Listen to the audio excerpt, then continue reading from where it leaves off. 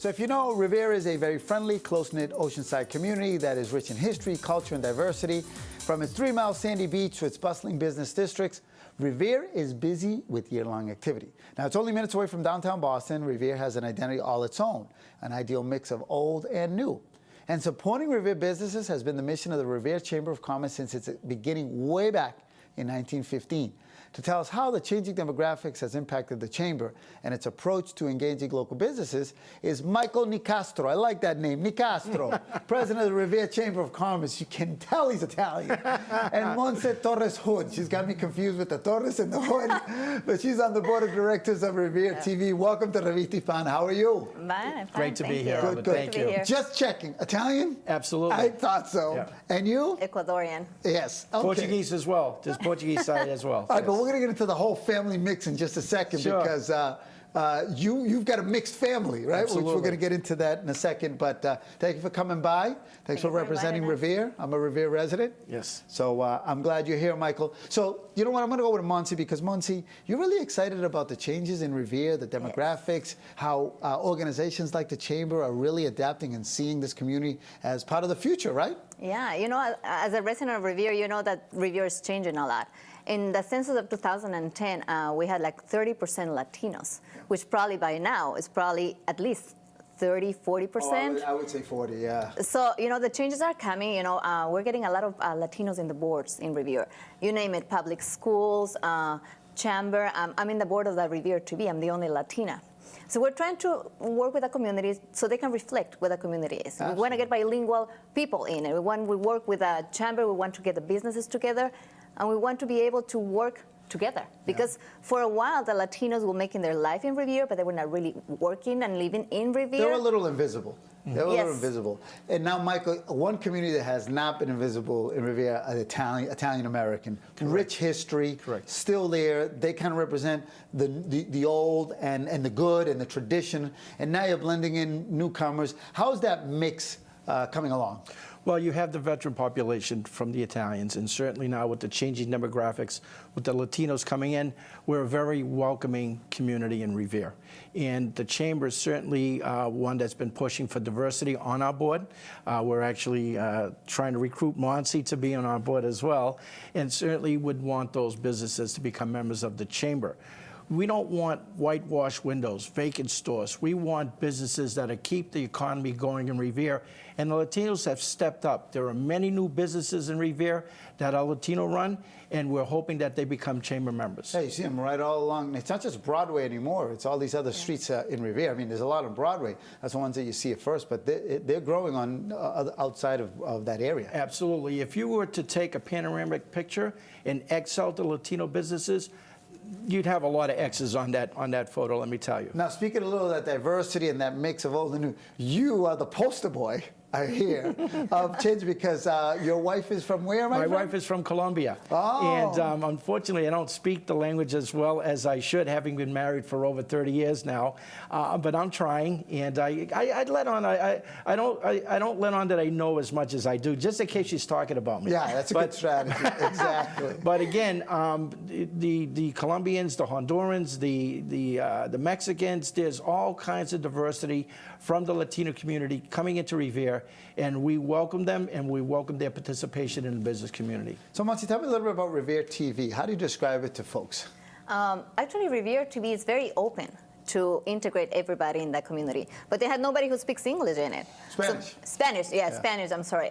So finally they have me, so I can outreach the people in the community, because we want actually young kids to come and get involved in communications. But it's hard for them to reach bigger TV stations. So we want the community to come in with the businesses, with shows, local shows, so they can actually work and start like integrating themselves. So in you're the giving community. local kids an opportunity to be in front of the camera as well as behind the camera in the Revere area. That's it's a non-profit, so we want them to come. We want them to experience with cameras, so they can learn how to talk in camera, so they can learn how to use equipment, and then probably jump into a different career, you know, go into communications and have experience. We even offer them to build them like a digital portfolio, so they can take them to colleges or to jobs. Michael, tell me a little bit about Revere, how you see it in the next 5 to 10 years, just as a community. I mean, for many years, it's been a destination for day trippers as well as long-term travelers. I know there was a time when the whole casino was the big discussion up in the North Shore. That went to Everett. What's on the horizon for Revere and some of the developments? Well, some of the development that's going on, we just got approval for a brand new hotel that will go on the beach. There's the 650 Ocean Avenue development that's going on in all those apartments and condominiums. So Revere is, the beach is being taken advantage of now. We have a 3-mile stretch of beach, that crescent, which is so beautiful, and we want to encourage people to come down and enjoy it. Yeah, that part of the beach part is bringing in a lot of new folks. Yep. That's mixing in with the old, now with the hotel coming in. So that whole area is going a tremendous transformation. Right. We just had the Sandcastles event, the International Sandcastles event, which attracted close to 1 million visitors I was over going the to course ask, of 3 1 million folks? That's correct. Has that been down to growing Revere. every year? Yes, absolutely. And the Revere Beach Partnership, which runs the event, does an outstanding job. And each year they get international sculptures that come from all over the world. And actually this year, first place went to a Russian sculptor, although Donald Trump had nothing to do with his winning, and came in first place. So the sculptures are beautiful. I think they might still be up. I don't know how much of the rain has taken them down, but it's a wonderful event, family-friendly, attracting almost 1 million visitors. And speaking of events, I know that last weekend you guys were involved in the Latino event with Chantel, the Boston Latin Awards. You guys are supporting and getting involved with a lot of these local events like that one, right, Monse? Yes, actually, I met Chantel online, and actually because I work with a chamber, I called Mike, and Mike, there's this girl who's making this event for the first time in Revere, which is big for Revere, because we want businesses in here, we want these events to stay in the city. So Michael and I have been helping her with everything. We want her to do locally, everything, the flowers, the people, the politicians, everybody to be involved, so we can get everybody involved.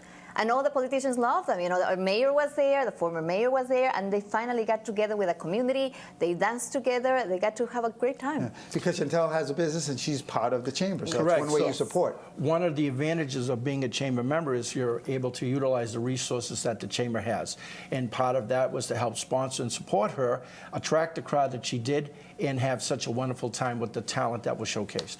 All right, I think we did a good job of promoting Revere. What do you think, Michael? Good? I think we're on our way. Good. Yes, Monse, good? great, great. Yes. All right, thank you guys for stopping by. I'll see you around town. Thank you for Thank you. inviting us. All right, good job. All right, that's it for this edition of Revista Hispana. But hemos llegado al fin de esta edición.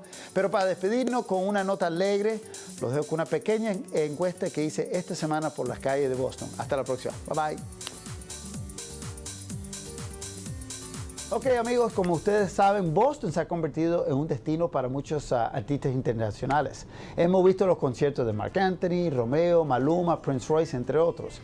Precisamente por eso, yo quise salir a la calle y preguntarle a la gente cuál artista le pagaría cualquier cantidad para verlo, pero desde primera fila. He aquí las respuestas. Esta noche me hago el interrogante y le pongo fin a la impostora. Bueno, mi artista favorito que yo estoy dispuesto a pagar 100 o 200 dólares se llama Romeo Santos. Porque Romeo Santos es un artista que por lo menos se ha convocado en los últimos 13 años en uno de los mejores ahora mismo en todo los tiempos.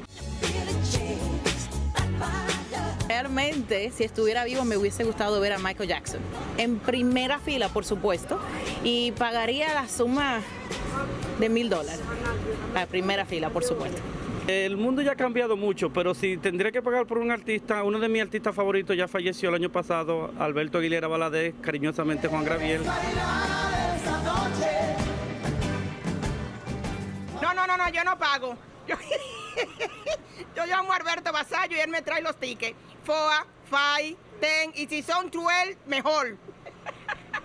Bueno, como pudieron ver, todo el mundo tiene su artista preferido. Y por cierto, quizás viene su artista en estos días a Boston, porque viene J Balvin, viene Plan B y viene con Nicky Jam, viene gente de zona, viene Enrique Iglesias. Y para mí, no se me rían, viene Janet Jackson, la hermana de Michael. Bueno, I love Janet. Anyways, hasta la próxima. Bye bye.